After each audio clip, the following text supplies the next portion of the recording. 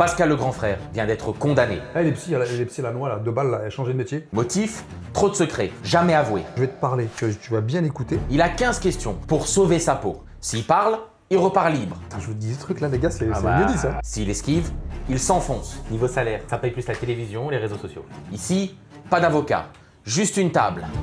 Bienvenue dans le repas du condamné.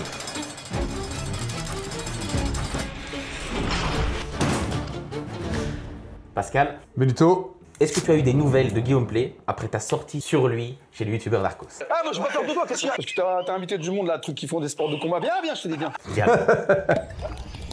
C'est marrant parce que les gens m'en reparlent aujourd'hui. Tu vois, Pascal, Guillaume Play, t'as des nouvelles? Alors, j'ai eu des nouvelles. J'ai reçu un joli courrier. D'ailleurs, JM aussi, parce qu'on était tous les deux. Oui. On a reçu un courrier de la part d'un avocat. Donc, j'aurais préféré qu'il m'appelle ce monsieur. Parce que quand on a des colonesses, on appelle les gens, c'est mieux, non? Et on s'est croisés. Malheureusement, il a quitté les lieux parce qu'il savait que j'étais là. On s'est croisés lors de l'inauguration du restaurant de Norbert sur les Champs, au Georges V. Et on me dit, Pascal, devine qui est là? Je sais pas, je dis, moi, tout le monde est là, on est tous là. Il me dit, bah, il y a Guillaume Play. Je dis, ça tombe bien, je vais aller lui dire bonjour. J'ai pas pu lui dire bonjour.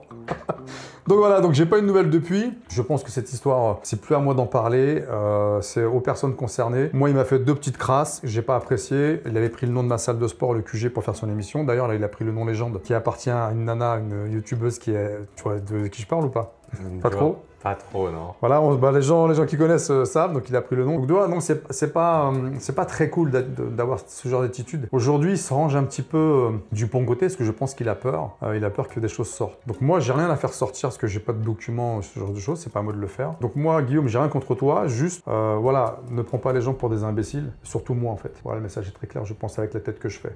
Voilà, j'ai répondu à la question. Question numéro 2, pourquoi on ne te voit plus à la télévision? Ah, la télévision s'est arrêtée juste après le Covid, ça va faire maintenant 4 ans. On était sur C8, parce que j'avais fait TF1 à l'époque, pendant 6 ans. Ensuite Énergie 12 pendant 6 ans, et C8 pendant 3 ans. Et le Covid est arrivé, et on pouvait plus filmer les gens avec des masques. Donc la télé s'est arrêtée, et puis on pouvait plus tourner, de toute façon on pouvait plus bosser. Hein. Et peut-être, voilà, on m'a contacté récemment pour discuter sur un éventuel retour, parce que comme tu le sais bien, aujourd'hui, toutes les vieilles émissions reviennent à l'écran. Il y a le juste prix, il y a la gaffe qui cartonne derrière sur RMC en ce moment. Donc l'idée, peut-être, ce serait de revenir, mais différemment. Donc il faut relifter l'émission, il faut repenser autrement, parce que les gens ont des téléphones. Donc faire une émission de l'époque où il n'y avait pas encore les téléphones portables, comme je dis, il n'y avait pas les réseaux qu'on connaît aujourd'hui, ça me semble compliqué, mais c'est faisable. C'est un peu l'idée, donc voilà. Donc voilà pourquoi on ne me voit plus aujourd'hui. En tout cas, je suis sur YouTube, donc je suis toujours d'actualité, toujours présent sur les écrans, entre guillemets. Donc on existe encore. Niveau salaire, ça paye plus la télévision ou les réseaux sociaux? Sur la quantité d'émissions, ça paye plus parce que tu tournes beaucoup plus, tu es moins souvent chez toi. Moi, je tournais tous les 15 jours quand j'étais sur Énergie. Donc forcément, même si tu n'as pas un salaire très élevé, un cachet très élevé, mais comme tu en fais plusieurs, YouTube, non, ça paye pas de ouf. Je pense qu'il faudrait qu'on ait 1 ou 2 millions d'abonnés pour commencer à se verser un salaire raisonnable, dirais-je. Aujourd'hui, il faut pas croire que YouTube, ça paye fort. Si on n'a pas d'abonnés sur YouTube, ça paye pas, simplement. Okay. C'est comme TikTok, c'est pareil. Quand on demande aux gens de s'abonner, c'est pas pour rien. L'avantage de YouTube, c'est que j'ai élargi un petit peu mon public, parce que j'avais un public bien visé, un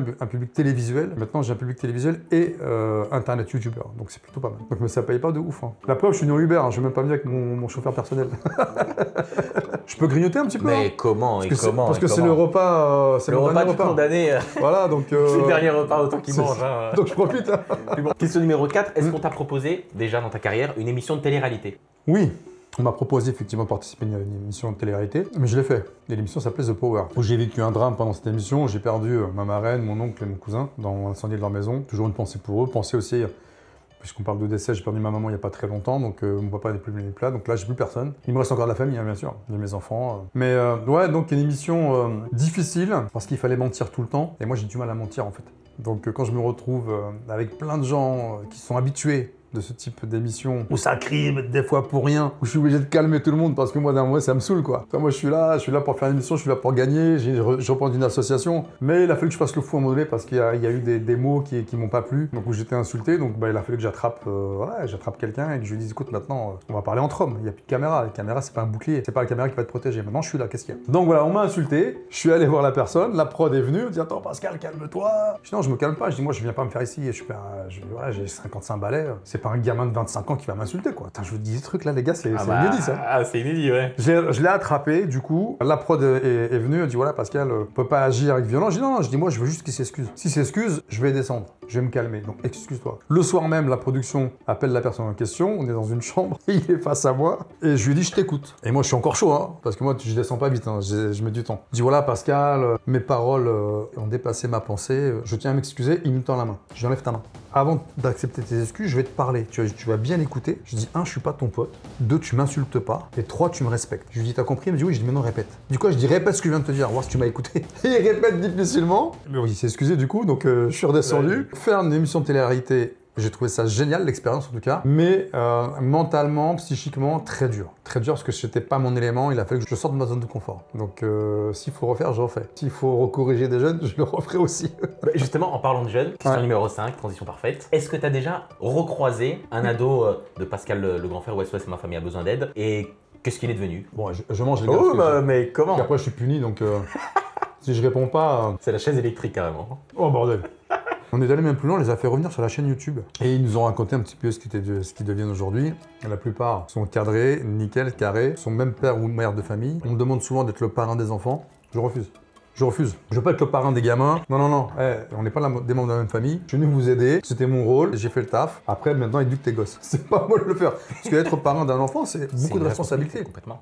Et moi, je peux pas, c'est pas possible, je peux pas être parrain de tout le monde, t'imagines. Donc voilà, donc ouais, ce qu'ils sont venus, on a fait un truc. Donc si vous voulez voir ce qu'ils sont venus, vous allez sur la chaîne YouTube, Pascal et JM, puis bah vous verrez un petit peu ce qu'ils racontent. À la fois étonnant, après, on le 10 ans après, hein, de les voir adultes aujourd'hui, il y avait beaucoup d'émotions. Et moi, en prenant de l'âge, l'émotion ressort facilement maintenant. La petite larme, elle peut sortir à tout moment. C'est un truc de fou. Alors que j'étais pas comme ça du tout auparavant. C'est ma 6e question. C'est pas des émissions banales, c'est pas du talk, c'est pas du tout, ça, je confirme. Si tu devais garder un moment qui, toi, là, t'a le plus marqué émotionnellement parlant, est-ce que tu as un moment très très fort que tu as vécu dans ces émissions? En fait, il y en a tellement eu, Mélito, je t'assure, il y en a tellement eu des moments. Tu peux pas m'appuyer sur un seul moment, je vais te citer plusieurs moments. Ok. J'ai eu un jeune qui malheureusement avait perdu son père dans un accident de voiture lié à l'alcool. Quelques années plus tard, il perd son frère dans les mêmes conditions. Il se dit bon, mon père est parti, mon frère aussi, c'est mon tour. Donc il se met à boire. Et quand j'arrive, j'ai affaire à un gamin qui est alcoolique. Et je lui dis ce mot qui est dur, t'es alcoolique. Et il ne le supporte pas, il me demande de partir, de quitter les lieux. Donc ça, c'était un moment difficile parce que je me suis dit, bah non, je vais pas te lâcher en fait. On a failli se cartonner dans une discothèque parce qu'on était sortis en boîte le soir même et puis il y a eu des échauffourées, les caméramans ont été pris à partie. Donc moi, je suis arrivé, je dis, allez les gars, on y va, c'est baston général. Finalement, ça s'est plutôt bien terminé. Alors je vais pas citer les prénoms des jeunes, ça sert à rien. Non, une jeune fille, pendant le tournage, et 2 mois après le tournage, sa maman qui décède. Parce qu'on l'avait, pareil, il y avait aussi de l'alcool. Maman très fatiguée et on l'avait relooké. Donc maquillée, recoiffée, resapée, la maman était devenue voilà, plus jolie, plus belle, plus entre guillemets plus regardable par rapport au regard des gens. Et quand on a su après le décès, 2 mois après, on était, moi j'étais scotché, je me suis dit waouh, on avait passé des bons moments, on avait réussi à faire des choses avec sa maman, de la mettre en traitement parce que l'alcoolisme c'est une maladie, donc ça se soigne. Donc là ce que j'ai apprécié c'est que la production, toute la production de TF1 à l'époque était venue à l'enterrement. Après, qu'est-ce qu'il y a eu encore? Ouais, un gamin sur Marseille, il va se reconnaître parce qu'on se parle en ce moment. Il va se reconnaître, je dis pas le prénom, où lui me l'avait fait à l'envers. Il me fait la promesse de rentrer à minuit, il rentre à minuit moins 2, et à minuit 3, il quitte la chambre, il se barre, il fugue. Donc tu me dis, mais pourquoi tu me fais ça, mec? Pourquoi tu me fais ça à moi? Et je cours dans le quartier, et tous ses potes de quartier le dénoncent. Il faut, ouais, il est parti là-bas, il est dans la cage d'escalier là-bas, il est là-bas, il est là. Et en fait, je le retrouve par terre, et là, je lui dis, écoute, c'était plutôt un côté marrant, mais c'était aussi agaçant. Ouais, si le moment le plus dur, le plus dur, c'est quand j'ai montré la photo de mon père. Pendant l'émission, parce que j'avais affaire à des jumeaux qui avaient perdu leur papa aussi. L'un des deux avait pu lui dire au revoir sur son lit de mort, malheureusement. Et là, pour la première fois, j'affiche la photo. Et je vois mon père sur un 10 par 5, là, 10, je sais pas, mais la dimension. Et je vois mon père comme ça, tu vois, j'ai l'émotion. Et je vois le papa, putain, je vais mettre ma main sur l'écran et je lui dis aux gens, tu vois, ça, c'est je suis désolé, hein. C'est mon père et je devais lui rendre hommage. Même si, effectivement, c'était quelqu'un d'assez dur, je me devais de mettre en avant parce que il a fait de moi ce que je suis aujourd'hui. Bien sûr. Et ma maman aussi, d'ailleurs. Que j'embrasse aussi de là-haut. Donc je peux pas te parler d'un moment, c'est pas possible. Je pense que dans toutes les émissions, Énergie 12 152, TF1 une bonne 60aine, C8 3. C8 c'était un passage, c'était le métro, tu t'arrêtes au prochain arrêt, tu descends. Donc voilà, donc non, ouais. Ils ont fermé hein, depuis. Ouais, c'est ça, en plus. Et puis voilà, donc non, ouais, beaucoup d'émissions, ouais, beaucoup de choses qui sont très, très dures à vivre. Et puis d'autres qui sont incroyables parce que tu dis mouvement de joie. Quand t'as des enfants, des petits, moi mes enfants, je me rappelle à l'époque, ils avaient le même âge que des gamins, je voyais. Et quand ils te dessinent des cœurs et qu'ils te donnent le papier comme ça, tu dis Pascal, s'il te plaît, ne pleure pas. Parce que quand tu vas partir, il va recommencer, mon grand frère, il va recommencer à taper maman. Quand t'es là, les gamins qui se mettent à pleurer, tu fais wow. Il s'accroche à ta jambe pour pas que tu quittes les lieux, tu fais wow. Tu vois, des moments comme ça, on le voit pas forcément, tu vois, parce qu'on le montre pas dans le montage. Mais je pense qu'aujourd'hui, c'est des choses qu'on devrait montrer. Moi, en tout cas, j'insisterai là-dessus. Ça marcherait mieux avec les réseaux sociaux. Carrément. Ces moments sincères, ça prendrait bien. Exactement. Moi, je pensais refaire l'émission via YouTube. C'est ma prochaine question. Est-ce que tu pourrais reparler on est connectés. On est connectés, j'ai faim.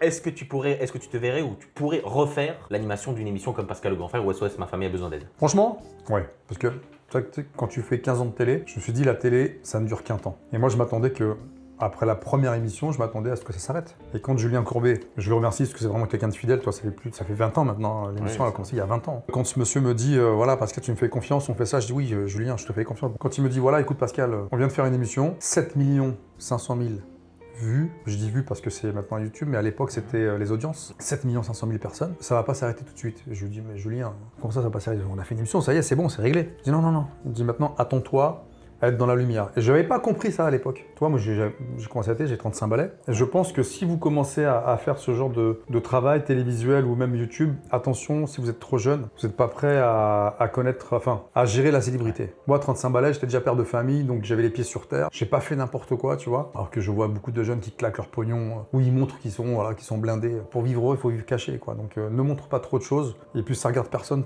tout ce qui t'appartient, c'est à toi, c'est ton travail d'une part. Et faire tout ça, refaire de la télé aujourd'hui, pourquoi pas, dans des conditions différentes, oui. Le faire via les réseaux sociaux, oui, pourquoi pas, même filmer avec mon téléphone. On m'a proposé, on est en train de parler en ce moment, je dis pas que ça va revenir, parce que les gens après vont mal interpréter la chose, dire ouais, c'est bon Pascal, il a dit qu'il allait revenir. Non. Les messages.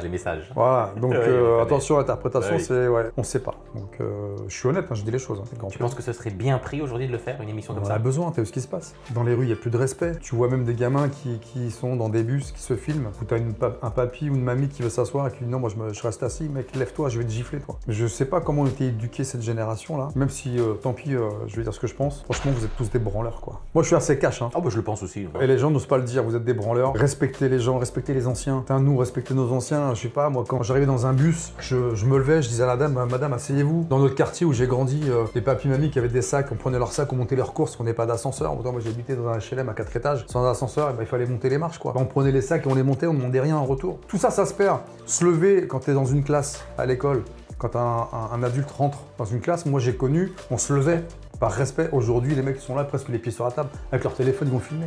Les gars, non, je pense qu'il faut recadrer tout ça. Déjà, téléphone portable à l'école, interdit. Moi, je dirais interdit. Mais justement, en parlant d'éducation, tu penses que les youtubeurs, ils ont un rôle à jouer dans l'éducation des jeunes?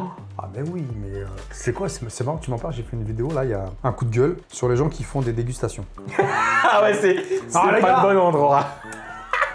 Je fais une vidéo, coup de gueule, j'en dis les gars, n'oubliez pas que les gens vous regardent, les jeunes te regardent. Donc si toi tu te permets de faire ça, et qu'en plus ils vont regarder sur le côté droit, en haut, sur TikTok, 450 000 vues, je vais me dire, bah, c'est ce qu'il faut faire. Donc ils vont se comporter comme toi. À partir du moment où tu deviens quelqu'un de public, montre l'exemple. Si tu veux faire de la merde, fais-le sans te filmer. La jeune fille là qui a fait un truc sur les boulangeries. Ah oui, non, une boulangerie, elle a fait un coup de gueule, elle a fait couler la boulangerie. Et c'est celle-ci.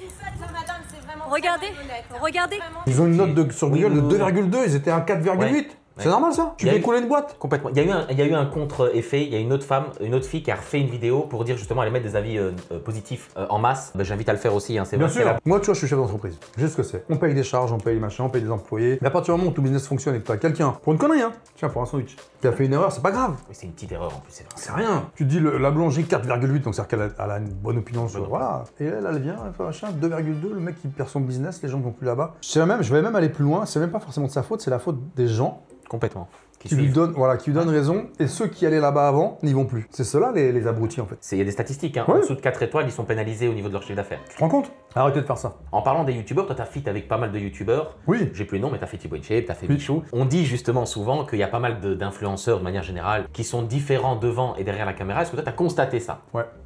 Non. Ouais. Je regardais Thibaut InShape, et je supporte pas le fait qu'il crie. On tourne avec Thibaut. Avant de tourner, je dis Thibaut, faut que je te parle. J'ai rien contre toi, je ne te connais pas, mais arrête de crier. Moi, je suis le premier à gueuler. Je suis le premier à crier. Et en fait, j'ai découvert un mec hyper gentil, mais accueillant, poli, d'une simplicité incroyable. Rien à voir avec ce que j'avais comme image. Quand tu rencontres cette personne, tu fais oh, ah ouais, maintenant je me suis fait une opinion de fou juste sur ce que j'ai vu, parce que je connais pas la personne. Mais moi j'avais déjà, j'ai pas jugé, j'avais un a priori. Bah oui, complètement. Et moi il me regarde, il me fait ouais, Pascal, je suis désolé, c'est mon personnage quoi. Et je me suis dit bah écoute, ouais, même moi à la limite je suis désolé. Ce que j'ai vu de toi, ce que je vois de toi en réel, et bah le réel je le kiffe. Donc il y a eu ça. Michou, adorable ce garçon. J'ai une gentillesse incroyable. C'est pas un bagarreur, il emmerde personne, il est toujours bienveillant, c'est un vrai businessman. Et à chaque fois qu'on a tourné avec lui, c'était génialissime. Après, Inox.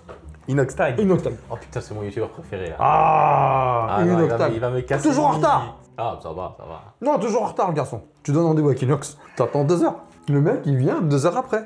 Un jour, on fait un truc avec un youtubeur qui est sur les chiens, ça s'appelle... Ah putain, il va pas me pardonner si je sors pas son nom. Esprit Dog. Oh, je suis bon. Voilà, y a même pas besoin de Esprit Dog. Et donc, et on fait des trucs sur avec Royal Canin, c'est voilà, c'est le sponsor, etc. Il y a Valérie Damido, moi je suis présent, JM qui était avec moi, pardon. Et puis il y a Inox. Et puis on attend. Il y a des gens dans la salle, donc il y a du public, tu vois. Et on attend, on peut pas commencer. Inox n'est pas là. Le mec, il vient avec 1h30 de retard. Bien sûr, je l'attrape, je suis obligé. Pascal, excuse-moi, je suis désolé. Eh, j'ai pas d'excuses. Je sais comment tu fonctionnes. T'en as rien à foutre en fait. Tu vois, c'est ça que je supporte pas. Le mec, autant il est bon, je pense qu'il est jeune. Oui, c'est ça aussi. Maintenant, depuis qu'il a gravi l'Everest, ça va un peu mieux. Je pense qu'il a pris un peu du plomb dans l'aile là. Mais on avait tourné un truc McDo, parce qu'à l'époque, il faisait aussi, il voulait faire de la musculation, parce qu'il est pas très grand, il est pas très balèze. Et il voulait avoir un corps plutôt sympa, etc. Interdiction de manger McDo. Il mange McDo, il me dit ouais, il faut qu'un mec me redresse en fait. Il pense à moi, donc il m'appelle, il appelle mon manager. Pascal, machin, est-ce que tu pourrais me redresser parce que je suis en train de suivre une diète, je fais de la musculation, machin, et j'ai envie d'un McDo, et j'ai pas envie de manger McDo, mon coach je veux pas. Est-ce que tu peux m'allumer? Je dis oui, je viens. Bah oui. On vient chez lui, hein. On fait la route, 1h30 de route. On arrive là-bas, le mec il a 1 heure de retard. Je te jure, je dis à la prod, ah les gars, on se casse. Je fais pas la vidéo, j'en ai rien à foutre de ce mec-là, je sais pas qui il est. Mec, t'as 1 heure de retard. Pascal. Ah, j'y ai pas de Pascal, je suis pas ton pote moi. Big up à Inox. Je suis pas certain que si tu montrais ton vrai toi, je suis pas certain que ça plairait. Complètement. Tu vois? Donc voilà. Puis les mecs qui sont là depuis longtemps, ils ont les codes. Hein. Ils ont l'avantage d'avoir fait tellement de contenu qu'ils ont compris ce qui marche, ce qui marche pas. Forts. Ce qu'ils font, ils le font parce que ça marche. Et sinon aujourd'hui, t'es plus télé ou t'es plus YouTube? Je suis plus série ou film, genre Netflix. Streaming quoi, plateforme. Streaming, exactement. Moins télé, parce qu'il y a de moins en moins de choses à la télé de toute façon. Je regarde mes séries là, j'ai regardé Squid Game là, incroyable. On va passer au rang où tu vas me détester. Je pose la question, je cours. Pascal, le grand frère. Oui. C'était scénarisé ou pas? En partie. Alors déjà, la première règle, c'est que c'est pas de la télé-réalité. La télé-réalité, les gens sont payés Oui, pour faire le show. pour faire le show. Nous, les familles, sont pas payées. Déjà, ça, c'est la règle important de le pour moi dire. principale. On paye personne, mis à part la production, etc. Donc les familles ne sont pas payées. On les aide, vraiment. Et moi, quand j'ai commencé l'émission en 2006, la première émission, je pensais que c'était truqué. Parce qu'en fait, c'était filmé, caméra cachée partout, etc. Et moi, quand je rentre dans ce milieu télévisuel, qui n'est pas mon milieu à la base, tous mes potes me disent « Ouais, Pascal, c'est truqué. Quel est le jeune qui insulte sa mère? On lui dit rien. » Donc quand tu arrives dans une émission où tu as un jeune qui te dit « Ouais, ma mère, c'est une pute, machin. » Les caméras, le soir, je vous assure, c'est vrai, je vous raconte un truc de fou, là. Le soir, les caméras partaient à l'hôtel, moi, je dormais chez les gens. Parce que j'étais en immersion totale. Quand je dis à la famille, je dis « Bon, les caméras sont plus là. Qu'est-ce qui se passe dans votre famille? » Je dis, franchement, vous êtes forts quand même. Je dis, vous avez fait des cours Florent, cours de théâtre, vous avez fait des trucs. Je dis, toi, t'insultes ta mère. Il me dit, ouais, ma mère, c'est une... Je dis, je n'avais pas de caméra, calme-toi. Là, je regarde, je dis, non, je vous déconne. Je dis, il y a caméra cachée, c'est de ma gueule, les gars. Et en fait, au bout de 3 jours, parce qu'à l'époque, on tournait en 12 jours, hein, au bout de 3 jours, je m'aperçois que je suis dans une vraie famille avec des vrais problèmes. Alors que moi, je venais là. Bah oui, Je évidemment. te jure, hein, moi, le prod, il me fait, bon, Pascal, tu t'es à bosser quand? Je dis, les gars, je fais ces truqués, dites-le moi. Je vous assure, si c'est truqué, vous me le dites, je fais le comédien. Ils me disent, Pascal, c'est une vraie famille. Et pendant 3 jours, j'ai cru personne. Bah oui. Et j'essayais, avec des mots différents, de dire la même chose pour voir si j'avais les mêmes réponses. Et en fait, les mecs, imperturbables, et je me suis dit, soit c'est des très bons acteurs, et je vois rien, soit je suis vraiment dans une famille, il y a problème, et il faut que je commence à bosser, quoi. Tu vois? Donc non, donc malheureusement pour vous, l'émission n'est pas truquée, elle n'est pas scénarisée. D'ailleurs, même je préfère, parce que même moi, dans mon taf, moi je suis un ancien directeur de service jeunesse, hein, je peux pas me permettre de faire une émission de télé en représentant mon job, et leur C'est dire, ça. les gars... C'est ça, c'est ça. Et voilà, donc non, c'est pas scénarisé. Après, sur Heureusement, YouTube, on a fait des trucs, Oui. des parodies, Bien sûr. avec le monde à l'envers. Là, oui, c'est scénarisé.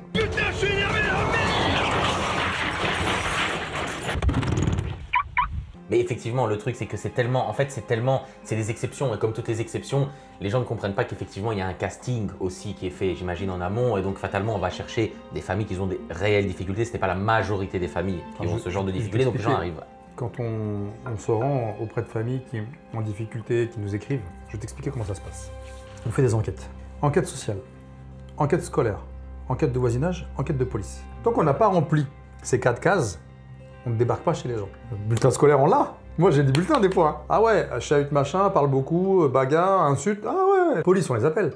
Est-ce que vous connaissez jeune? Déjà intervenu pour tapage nocturne, par exemple. On se dit, ah, il a un fichier police. Voisinage, bonjour, vous connaissez machin? Ah ouais, le petit voisin, oh là là, c'est un enfer, on l'entend crier chez eux. Et enquête sociale, les services sociaux. Est-ce qu'il y a déjà des éducateurs qui sont intervenus chez vous? Pour certains, oui. Et tant qu'on n'a pas rempli ces cases-là, on n'y va pas. Certains ont essayé, hein. Oui, de nous la faire à l'envers. Bah évidemment. Je dis, si on y va, je dis, on y va pour les allumer. On y va pour leur dire, bah écoutez les gars, vous êtes des mythos, donc on se casse. Bon, on n'allait pas perdre de temps. L'argent, billets d'avion, de train, machin, transport. Je dis, c'est bon, on n'y va pas quand c'est comme ça. Tu crois en l'éducation positive? Le fait de pas crier.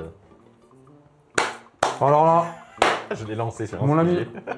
Non, j'y crois. Je pense que ça doit exister, tu vois. Oui, ça existe. De pas crier, de pas hausser le ton, de pas frustrer, de pas machin.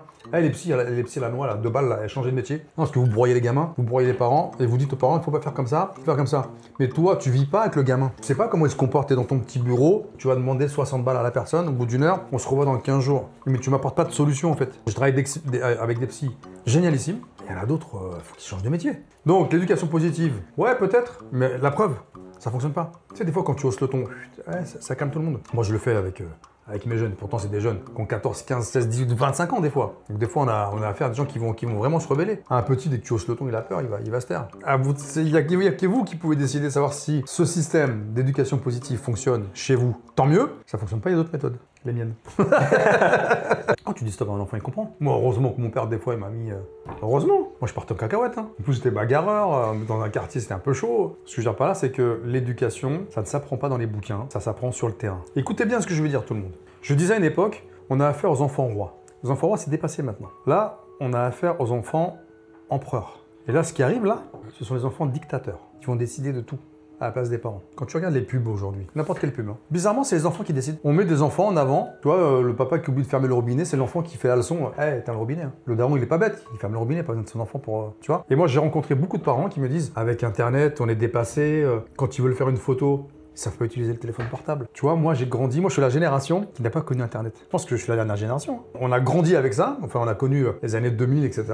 Internet est arrivé, on se dit qu'est-ce que c'est que ce truc? On peut envoyer des mails ou d'envoyer des courriers par la poste. Qu'est-ce que c'est que ce truc? On débarque. Ben moi j'ai grandi avec mes enfants avec ça, donc j'ai grandi avec eux. Mais tu as des parents qui ne grandissent pas avec leurs enfants. Donc les enfants avancent avec la technologie actuelle et après ils s'en la ramassent. Ils comprennent pas. Et quand tu la ramasses avec ton propre enfant, comment tu veux coordonner une discussion ou comprendre ce qui se passe dans ce qu'ils font? Impossible. J'ai toujours dit aux parents, arrêtez de croire que vos enfants ont toujours l'âge de 3-4 ans, quand ils ont 15 ans. C'est ça. À 15 ans à l'époque, sans Internet, on connaissait la vie par le biais de son expérience personnelle. Oui. Et à 15 ans, l'expérience, elle peut pas être démentielle. J'avoue. Par contre, un mec de 15 ans, à l'heure actuelle, qui a l'accès à des vidéos constamment, en plus avec TikTok, c'est-à-dire que c'est du scroll, il ne choisit même pas l'information, il la subit. Il peut voir des images très dures, très vite. Les gens comprennent très vite les guerres, ce que ça impacte, mais très très jeune. À l'époque, un gamin de 15 ans, on lui parlait de guerre, pour lui, c'était quasi utopique, quoi. Il fallait regarder les infos le soir. Et encore, est-ce que le gamin vraiment regardait les infos, il allait jouer dans sa chambre en soi Moi perso, bah oui. avec un film, je regardais pas les infos. Bah non, ça m'intéressait pas. Les parents étaient devant les infos et puis nous on était dans la chambre en train de jouer. Moi, ce qui m'intéressait, c'était la météo. Quel temps il fait demain? Et après, c'était le film. Donc, les infos, on regardait pas avec mes parents. On regardait la fin et après, on regardait le film, quoi. Ouais. Mais tu vois, même ça, c'est des moments qu'on passait Ensemble. Aujourd'hui, il n'y a plus ça. Non. Quand je dis aux parents, ne mettez pas de télévision aux gamins dans leur chambre à partir de 5-10 ans, pas de télé. Déjà, ils ont des écrans. Déjà, même ça, il faut le supprimer. Moi, quand je suis chez moi à table, quand mes enfants viennent manger, pas de téléphone portable à table. Hein. Ça sonne, elle laisse sonner. C'est pas grave, la terre continue de tourner, t'inquiète pas. Moi, je vois, je te jure, des fois, j'ai envie de filmer. Hein. Je suis au resto, je vois, il y a des couples ensemble, il y a des familles. Tous, ils sont comme ça. Ouais. Est-ce que tu as déjà eu peur face à un gamin violent qui a les capacités physiques de pouvoir tenir tête à un adulte? Jamais. Je t'expliquerai pourquoi. La peur n'évitera pas le danger. Donc si tu as peur et qu'il veut te casser la tête, il va te casser la tête. Quand tu montres que tu n'as pas peur, ça peut lui permettre peut-être d'avoir un moment de lucidité. Si je n'ai pas peur, pourquoi? Est-ce qu'il n'est pas plus dangereux que moi? Je pense que les arts martiaux m'ont aidé à ce niveau-là, à avoir confiance en moi, tu vois. Le fait d'avoir grandi dans un quartier aussi. Oui. Il y a des codes. Il y a des codes de langage, il y a des codes gestuels, de regard, l'attitude corporelle en fait. Avant-dernière question, j'ai vu que tu avais failli être chroniqueur TPMP. Ah, Pourquoi ça s'est pas fait? c'est dur là, elle est dure la question. Elle est dure. Ouais. Bon, on a eu pire comme question. Bonjour à Cyril Hanouna, même s'il y en a pas qui l'aiment pas, ça reste un mec qui a beaucoup d'idées, ça reste un mec qui est bon dans le business. On ne pourra pas... Voilà, le mec, quand tu vois d'où il vient, quand tu vois ce qu'il fait aujourd'hui, bravo. La carrière, elle est incroyable. Cyril me dit, Pascal, je te prendrais bien comme chroniqueur sur TPP. Je dis ok. Je le fais une fois. Je suis chroniqueur et puis donc il me donne pas la parole hein, parce que je suis tout nouveau. Et puis je me suis pointé un jour, j'étais invité sur le plateau et je viens avec un contrat de travail. Et je crois que Cyril l'a pas apprécié. Ah bah non. Pardon Cyril. Je viens avec un contrat de travail sous enveloppe. Et puis Cyril, il parle. Je dis voilà, je fais Cyril, la dernière fois vous m'avez proposé d'être chroniqueur. Je dis ça tombe bien, j'ai ramené le contrat. Et puis il me regarde comme ça un peu gêné. Il déteste qu'on fasse ça. Il déteste, bah oui. Et je lui ai dit, bah, tenez, là le contrat. Il ouvre le contrat, puis il fait ah ouais, tu me demandes beaucoup quand même. Et je dis Cyril, c'est 300 € hors taxe. Quel chroniqueur prend 300 € ici? Je dis je demande à venir qu'une fois par semaine, parce que je ne vais pas venir tous les jours, ça ne m'intéresse pas. Mais une fois par semaine, je reviens, je recadre. À la fin, tu me fais venir le vendredi, c'est ça l'idée. Je venais le vendredi, j'attrapais un chroniqueur qui avait fait une semaine dégueulasse. C'était mal comporté et je devais le punir. Ça aurait été bien ça. Ça aurait été génial. Je lance ça aussi si jamais t'intéresse. J'avais filé un contrat, tout avec numéro de SIRET, RC de sa boîte, tout. Un vrai contrat, avocat. Ouais, bah oui. J'ai appelé un pote avocat, j'ai dit fais-moi un contrat de travail. Je lui ai donné, il m'a jamais rappelé. Bah, oui. Voilà. Écoute, D'autres questions?